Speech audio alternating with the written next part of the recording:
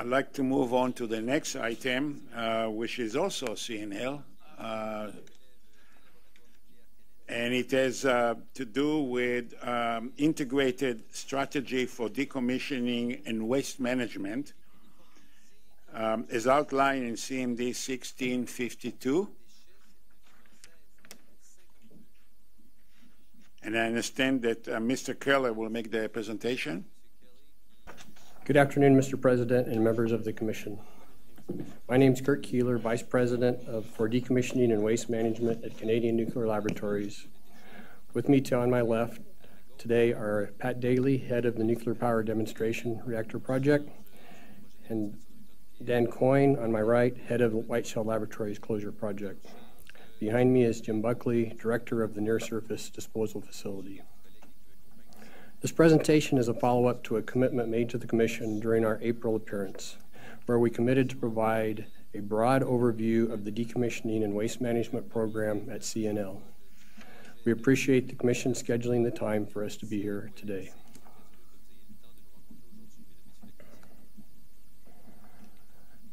As you may recall, we have a new mandate associated with the transition to a government-owned, contractor-operated, or GOCO model at CNL. First and foremost, our mission is to modernize the infrastructure, capabilities, and approach to deliver science and technology to the government and to third-party customers. To support this, we need to accelerate the decommissioning and environmental remediation and establish long-term waste management solutions while reducing costs and the financial risk to the Canadian taxpayers. This presentation is to update the Commission on how the Decommissioning and Waste Management Organization will safely meet these objectives. We are engaged in many activities that will bring us before the Commission over the next few years. So today's meeting is to provide the big picture prior to any specific licensing hearings.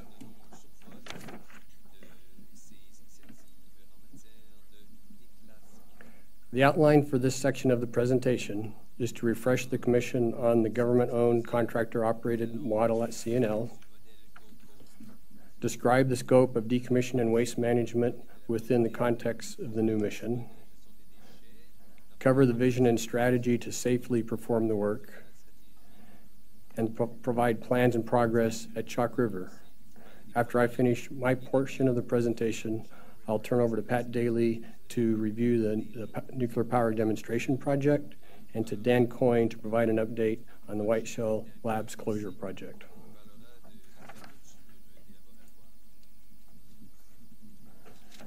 In the GOCO structure, CNL is the licensee. We operate the facilities and undertake activities under the authority of the licenses issued by the CNSC. CNL's shareholder is Canadian National Energy Alliance, who holds the contract with AECL. AECL oversees the contract and CNL's performance on behalf of the Government of Canada.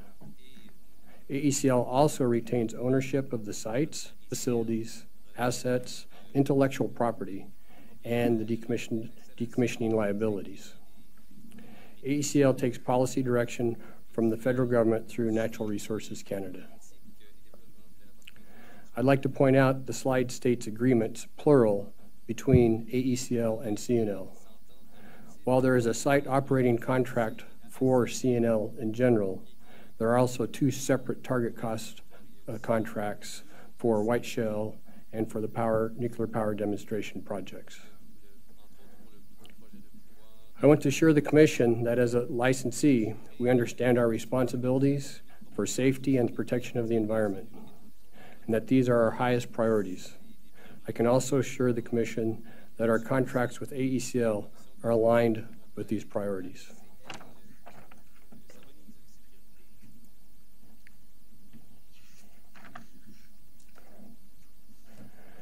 The DWM organization at CNL has a broad scope, both in terms of physical geography and the nature of the work. We are actively commissioning Chalk River site facilities that are no longer needed for operation. We are decommissioning White Shell Labs site in Manitoba. We are responsible for the prototype power reactors at Douglas Point John T. 1, and the nuclear power demonstration reactor near Chalk River. The nuclear power demonstration reactor is the first of the prototype reactors to undergo complete decommissioning. We're responsible for environmental remediation at the CNL sites and for managing CNL's radioactive and hazardous wastes, including wastes arising from both past and current operations, as well as from some commercial sources. We are also responsible for the cleanup of historical low-level radiological waste sites at Port Hope and Port Granby. Our low-level radioactive waste management office is responsible for monitoring historical waste facilities in numerous locations along the Northern Transportation Route and the Greater Toronto Area. As an example, our staff also traveled to Fort McMurray after the devastating fire there to check on the Beacon Hill long-term waste management facility. As with CNSC's determination, our organization confirmed there are no safety concerns with this site as a result of the fire. The nuclear liabilities being addressed by the GOCO contract have not changed from previously, but the schedule has been accelerated with the implementation of the new model.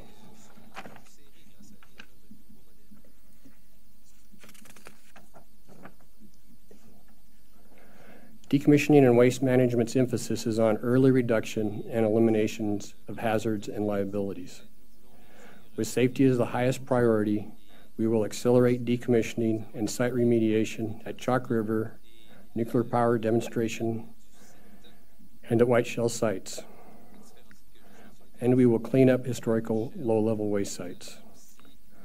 We fully understand the licensing approvals required to support this work, and we are engaged with CNSC staff to support the multiple concurrent licensing efforts underway.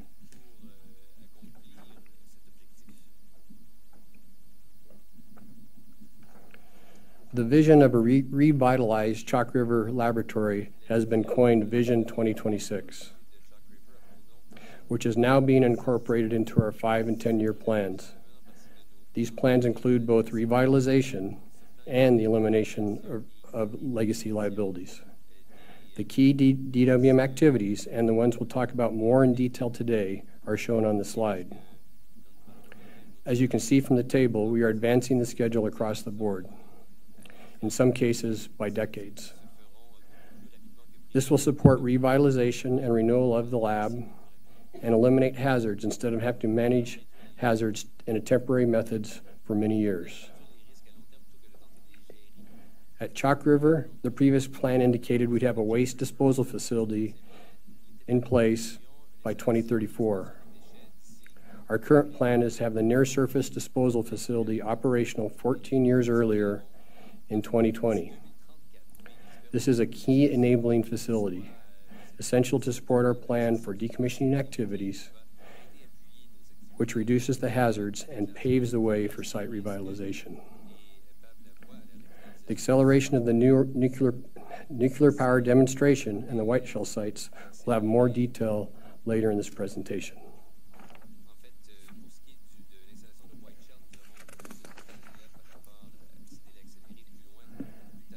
This slide and the next illustrate how we will revitalize the Chalk River site.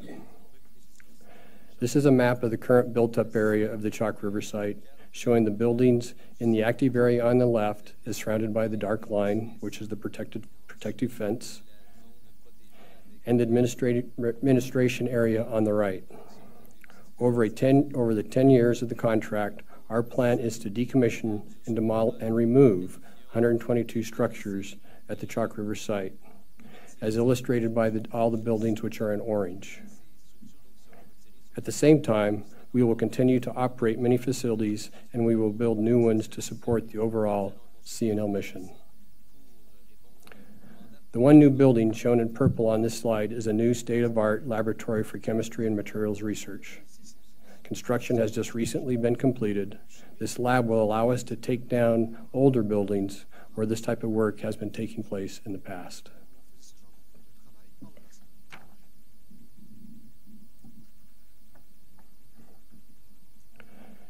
The next slide shows a vision of what a revitalized Chalk River might look like. While our plans are not firm, we envision multiple new laboratories to deliver on science and technology and new upgraded infrastructure. By 2026, the orange buildings from the previous slide will be gone with one exception. The one exception is the NRU reactor, which will remain in storage with surveillance until a later date for decommissioning.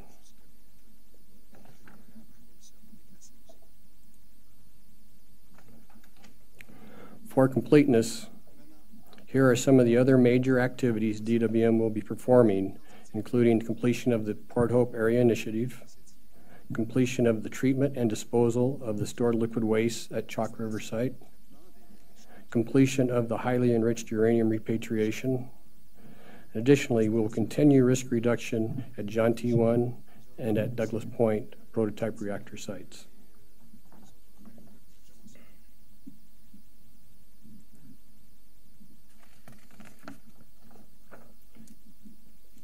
To safely achieve the 2026 vision, decommissioning and waste management has a three-pronged strategy.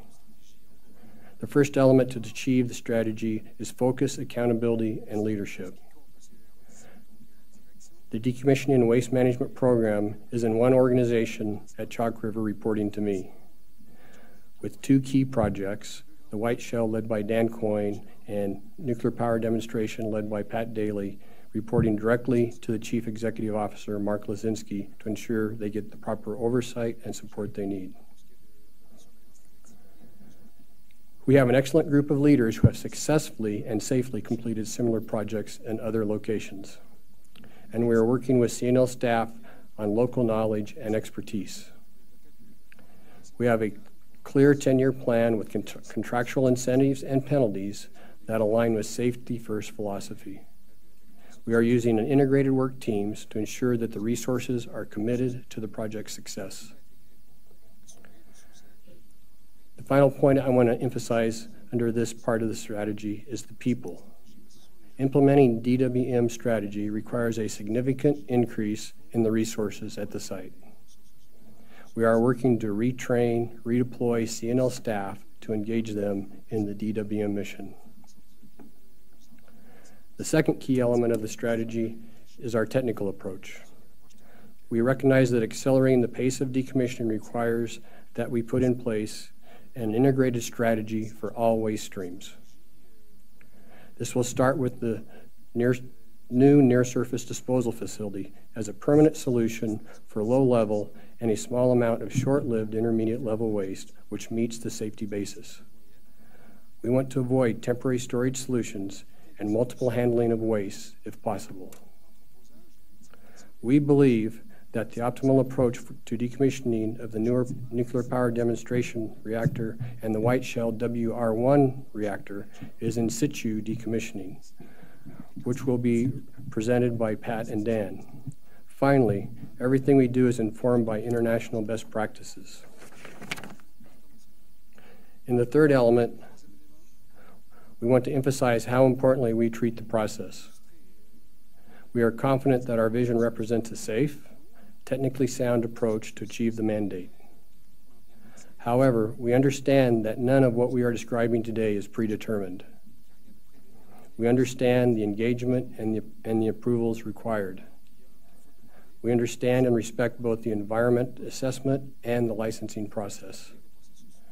We aim to be transparent. We also recognize that we are asking the community and the regulator to absorb and evaluate a lot of information over a relatively short period of time. We are taking great efforts to make information available and answer any and all questions.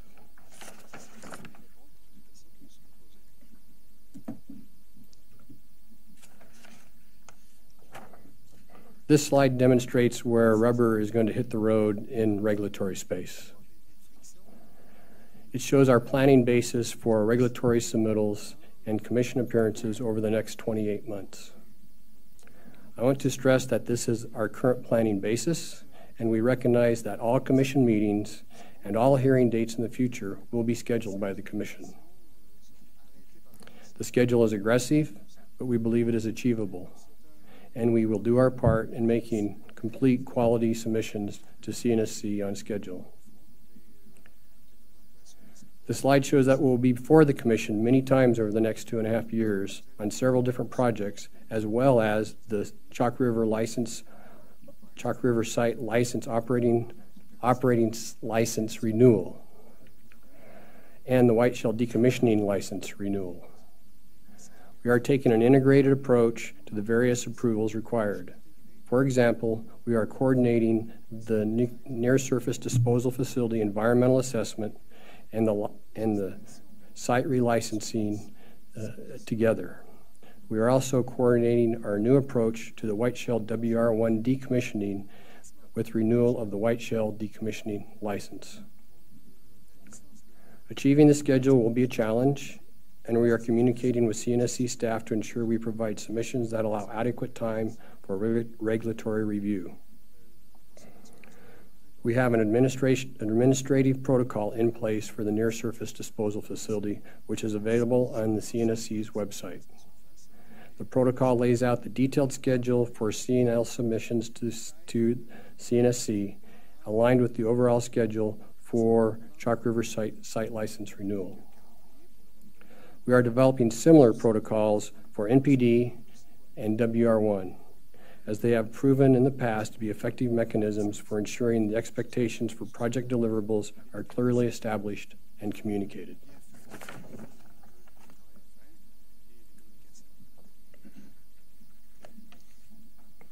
As part of our engagement strategy, this slide shows a partial view of CNL's external homepage. The homepage is updated regularly, so it may not look exactly like this today. I will use it to illustrate one of several mediums we use as part of our public information program. Prominently displayed on the homepage, we have links to the major projects we are discussing today: White Shell decommissioning, nuclear power demonstration closure, and the near-surface disposal facility. We offer ways through the website for the community to ask questions and to get information on these projects and other CNL activities. We are also active in all well-known social media sites, including Twitter, LinkedIn, Flickr, and Facebook. And we are continually looking for ways to engage and address questions on any aspect of our operation. When we talk about specific projects later in this presentation, we will provide more specific information on the engagement and the feedback we have received.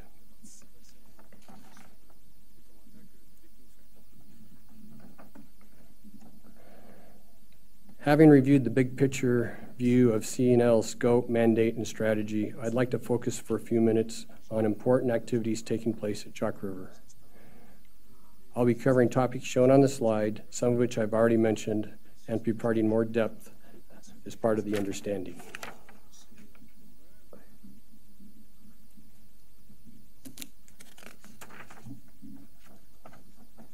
We are developing an integrated waste strategy focusing on disposal to support legacy waste, current and future site operations, site revitalization, and decommissioning. Waste currently stored at Chalk River originates from over 70 years ago. To develop an integrated strategy, we are updating the list of waste types, forms, and quantities, and strengthening our characterization capabilities. This will allow us to maximize the quantity of clean waste we can treat as normal industrial waste.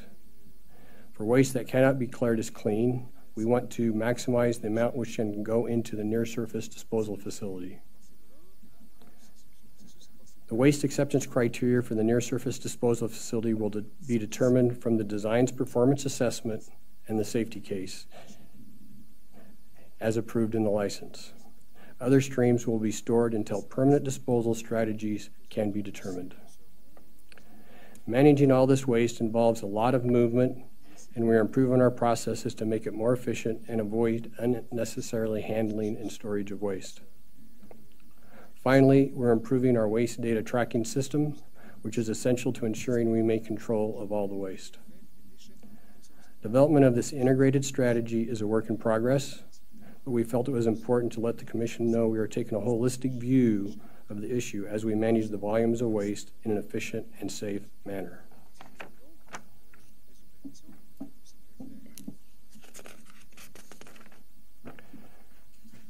The near-surface disposal facility that I've already mentioned several times is primarily for waste from past, current, and future operations, as well as very large volumes of waste that will be generated by our decommissioning activities. All the waste admitted to NSDF will meet the predetermined waste acceptance criteria. Our goal is to have NSDF operational in 2020. We expect it to receive waste for 50 years. It will be built in phases with a maximum capacity of about 1 million cubic meters. It is essentially a grade level facility as illustrated in the drawing. NSDF will have a large surface area and shallow depth, and when covered, it will form a low height mound that will blend with the surrounding environment. NSDF will be an engineered facility that will have custom designed barriers on all sides based on proven technology. It will have a leachate collection and treatment facility with extensive groundwater environmental monitoring. This facility will be very similar to the Port Hope Initiative long-term waste management facilities.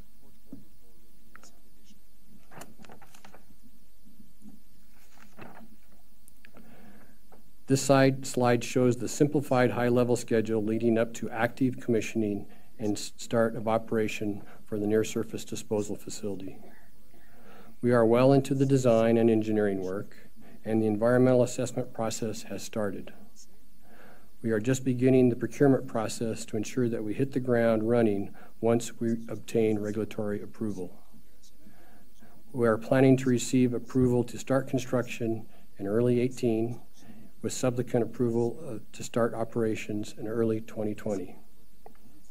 After NSDF ceases operations in about 2070, there will be a prolonged period of institutional control. The duration of this period is subject to regulatory approval, but we expect it to be on the order of 300 years.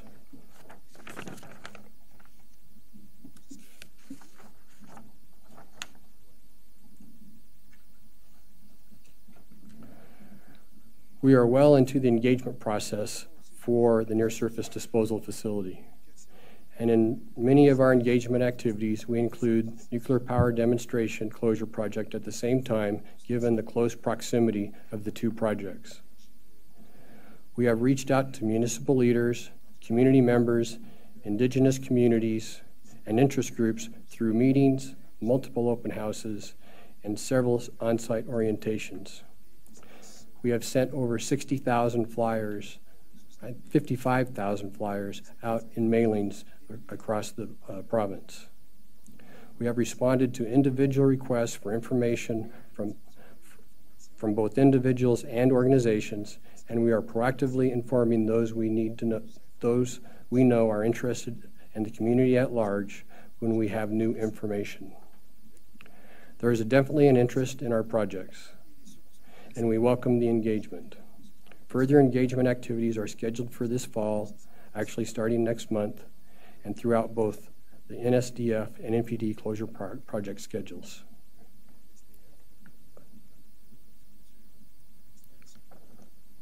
This slide shows some of what we have heard from engagement activities.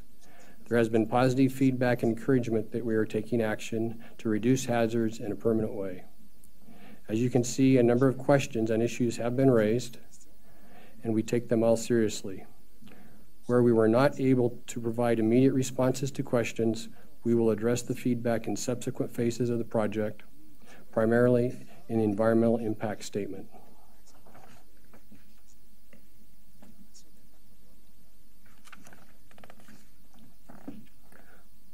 One of the main waste streams for the near-surface disposal facility is the waste from decommissioning 122 buildings at Chalk River, which is one of the most critical steps for site revitalization. To support that, characterization is key to the future of knowing what the wastes are and where to take them. Our intention is that the waste acceptance criteria will support bulk demolition approach so we can efficiently demolish many buildings and move waste directly into the near-surface disposal facility. This is to avoid interim storage, additional handling, and most But as part of this, most of the contaminated facilities will wait for demolition until the near-surface disposal facility is available. And finally, we will look for simple solutions that are safe and cost-effective. We'll apply a risk-informed graded approach, fully keeping with CNSC requirements. This will allow us to apply techniques that are appropriate for the type of hazard, resulting in cost-effective and safe decommissioning. Our decommissioning work at CRL has already commenced. I am pleased to report that since we arrived a year ago, we have safely decommissioned and removed 19 buildings with no lost time accidents.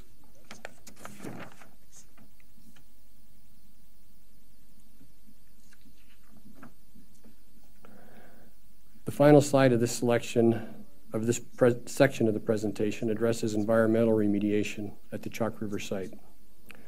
Our plans are under development, but we are working on accelerated remediation and cleanup of the overall site.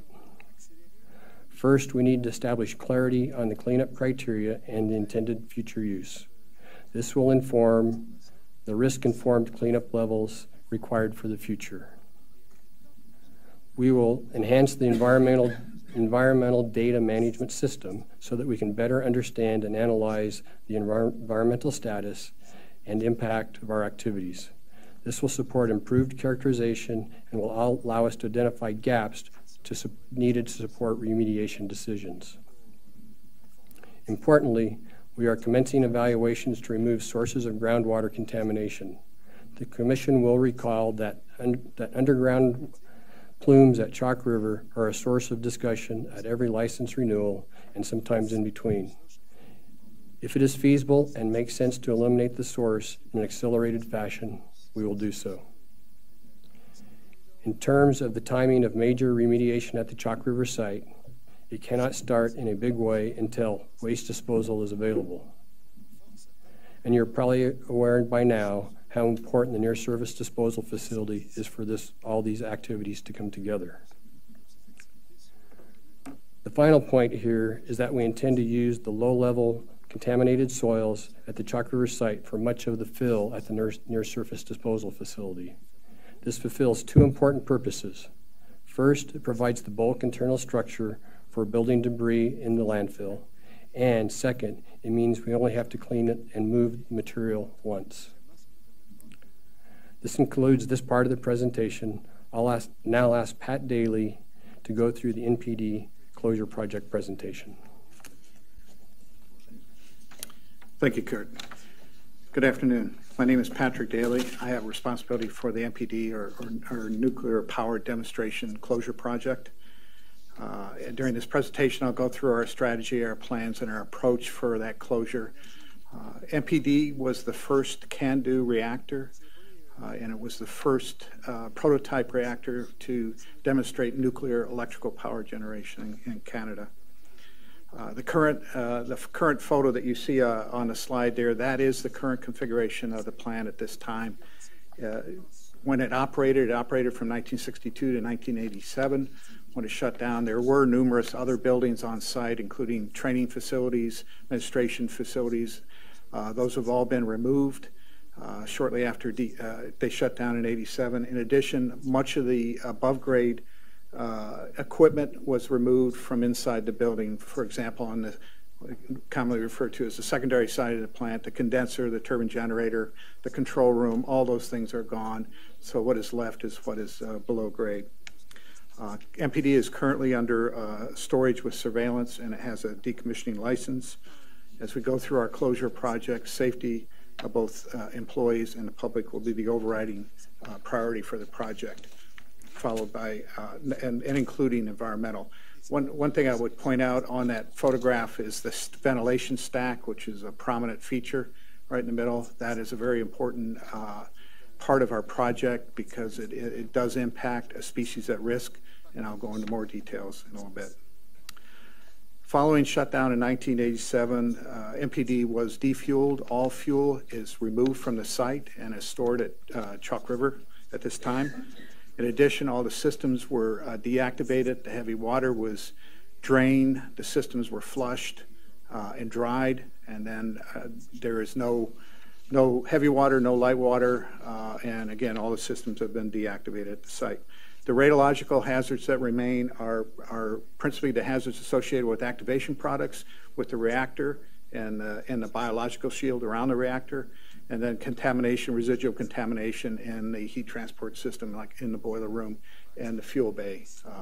If you, looking at the slide there, 6, 5, and 4 represent the area that is actually in a containment, reinforced concrete containment below grade. 6 is the fuel bay, 5 is the reactor bay with the calandria, and then 4 is the boiler room. The other blue portion on the slide is the condenser bay.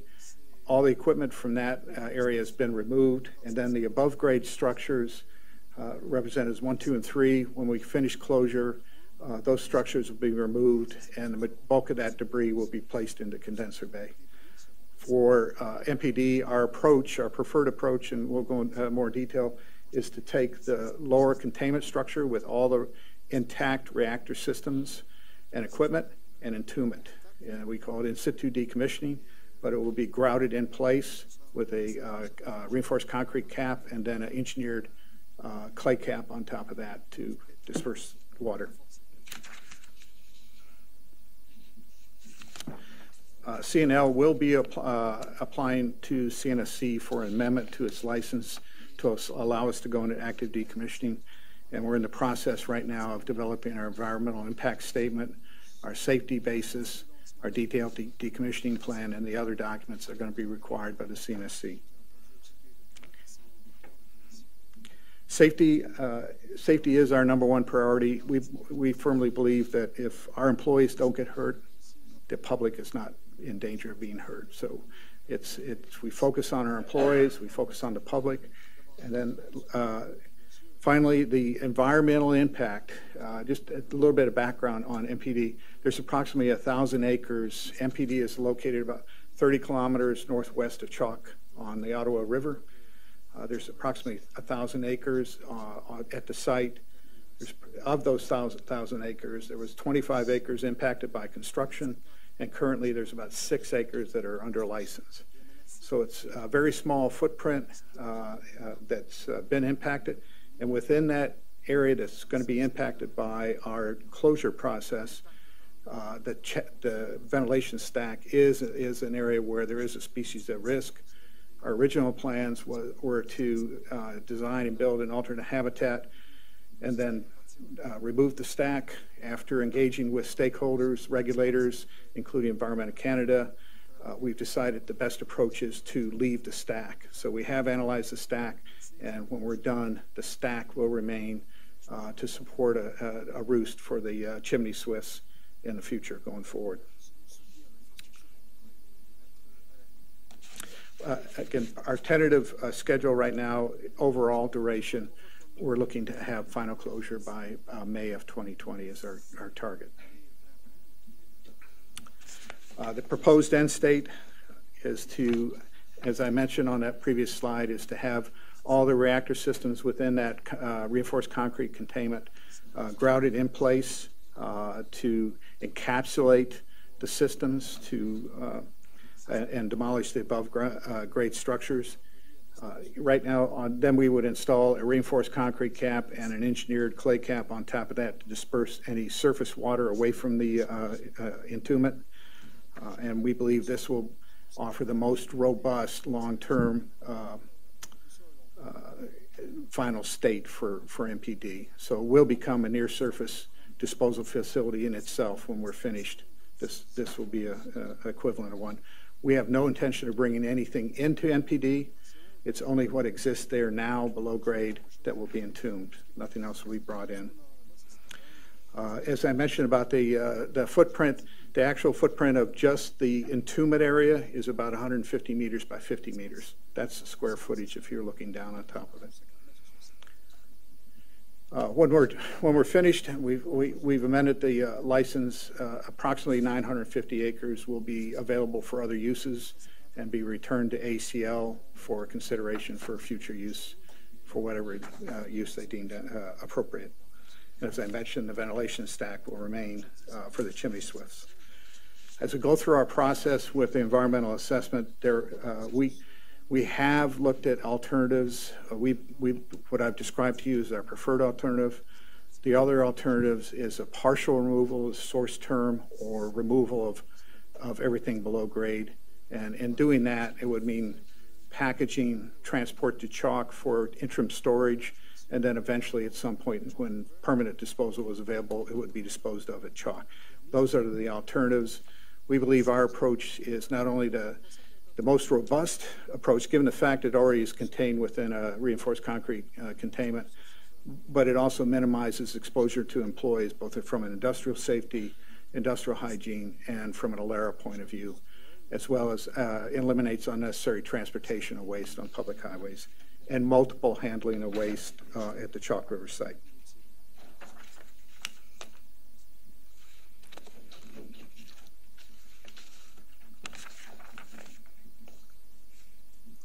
There have been a number of reactors that have been gone through in situ decommissioning or entombment within North America.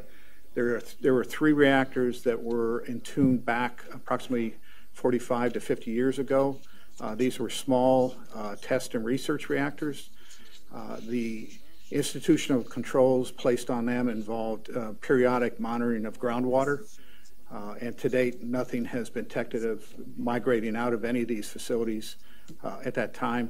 The most recent experience has been at Savannah River. The Savannah River has entombed 2 production reactors, and also up in Idaho, the experimental breeder reactor 2 was entombed up there as well, using a grout approach where they grouted everything. It was below grade, grouted in place. We have engaged with subject matter experts from Savannah River National Lab, who have done a lot of technical work on grout formulas, grout placement. They are going to support us, as well as they're going to support Dan over at WR1 in helping us develop those formulas, as well as help us in our pathway analysis and final closure analysis. Just the next slide is just a high-level schedule. We're in our preparatory phase. We do have contractors in place for helping pulling together our environmental impact statement, our licensing plan. We pulled together this year our historical site assessment. We also have our characterization plan.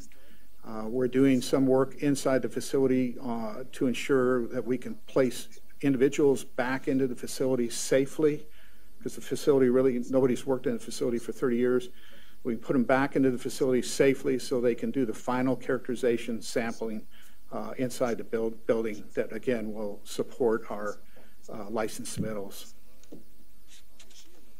The final, our intent is to have all the submittals into the staff, CNSC staff, by the fall of 2017. That would include our environmental impact statement, our updated safety analysis, and our detailed decommissioning plan. And then we hope to, by the end of 2018, be able to move forward to go into execution phase, which then would be the grouting, demolition, and final capping of the site. And we estimate that would take about 12 to 14 months to do that, to reach final closure. And then it would go into a period of institutional controls. With that, I was going to turn it over now to Dan Coyne to talk about the white shell. Thank you. Thank you, Pat. Good afternoon. My name's Dan Coyne. I'm the general manager of the White Shell Laboratories Closure Project. In these next few slides, I'm going to describe our strategy and plans for decommissioning both the White Shell reactor and progress and plans on decommissioning the White Shell site. The picture on this slide shows the main campus of the White Shell Laboratory site as it was prior to September of last year, with WR1 reactor building noted in the middle. WR1 was a research reactor that operated from 1965 to 1985. The reactor is presently in a storage with surveillance under the White Shell site decommissioning license that's valid to 2018. We propose to decommission the WR1 reactor in an accelerated schedule. WR1 was a research reactor that used organic coolant. After its final shutdown, the WR1 reactor was defueled and all the fuel has been transferred on-site into safe storage at the waste management area at Whiteshell. The heavy water and heat transport systems were drained. The remaining hazards are mostly components that have been activated, and there is some residual contamination inside of the heat transport and auxiliary systems. I want to reemphasize that we're going to conduct all decommissioning work at Whiteshell with safety as the overarching priority. Our motto is, if it can't be done safely, it won't be done.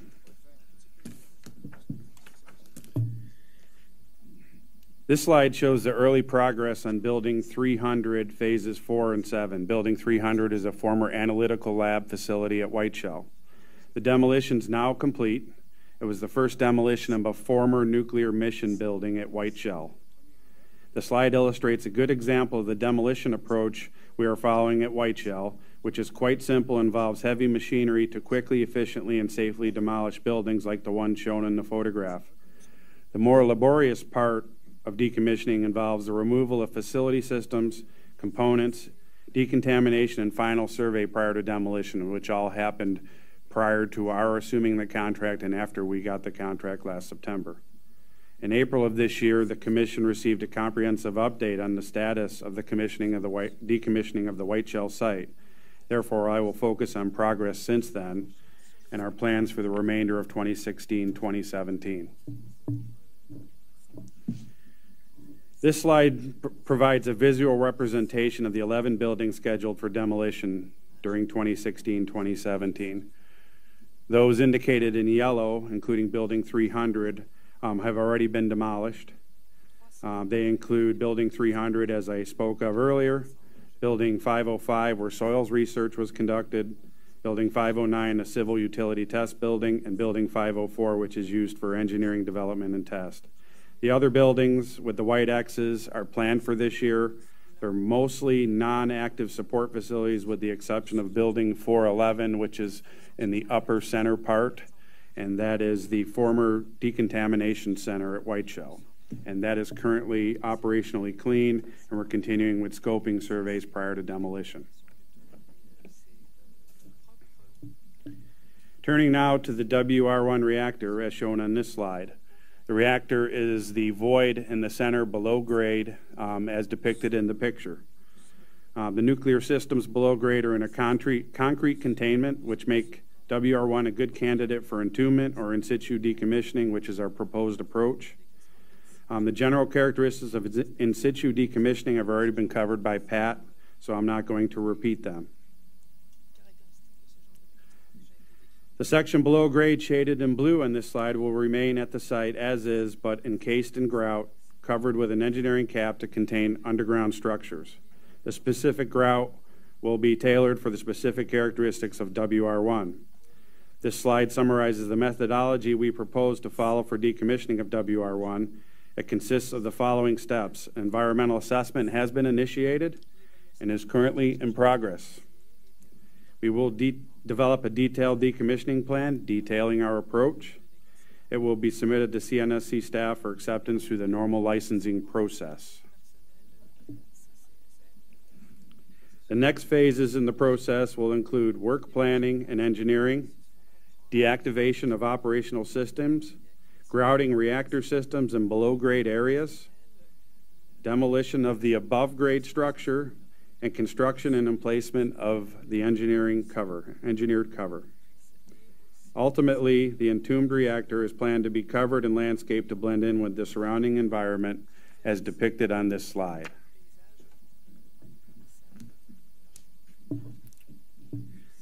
Once the site has been closed and all decommissioning is complete, there will be several areas at Whiteshell that will potentially be under institutional controls and monitoring following site closure. This slide shows potentially impacted areas at the Whiteshell site, including but not limited to the landfill, the waste management area, the lagoon, and the main campus, which contains WR1.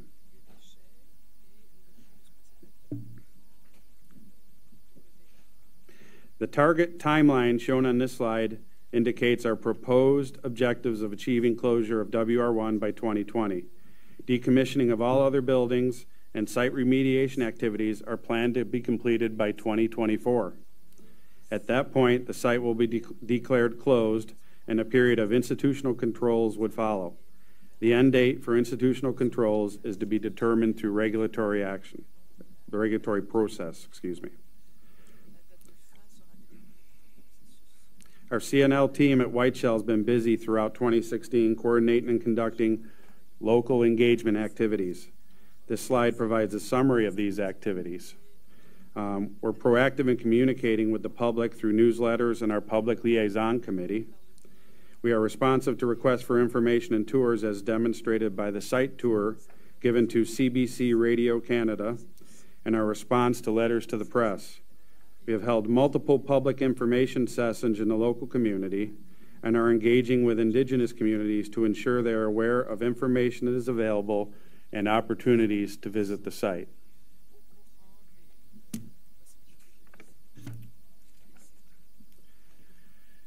This slide summarizes what we've heard from our engagement activities to date. The feedback is similar to what was received at MPD and NSDF projects, with some additional specific feedback that's unique to WR1 and the Whiteshell site. We will address all of these comments during the environmental assessment process and during further open houses. We will continue our engagement campaigns throughout the course of the project.